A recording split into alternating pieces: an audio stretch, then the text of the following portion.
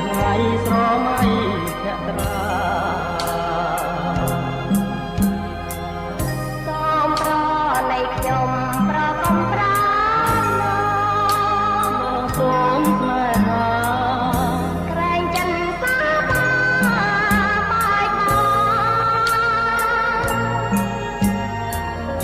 ទេសភាពត្រកាលកណ្ដាលសួគ៌ធ្វើជាសាងសីរៀមស្មងនឹងស្រីអត់នឹងបីតែប្រាដូចជាបំណងដែលអូនបងយើងរូបមករួមស្នេហ៍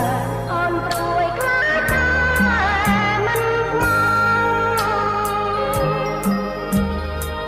រឿងអ្វីហេតុអ្វីឲ្យស្រី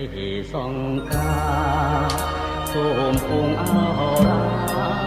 ប្រាប់ថាដួងចិត្តបរិសុទ្ធអត់ខ្យល់រកអូនមិនឡងគ្រួសារក្រជាងប្រងគិតនៅអ្វីថាណាំងទៀបខ្ពស់ស្រីចារោទ្រព្រ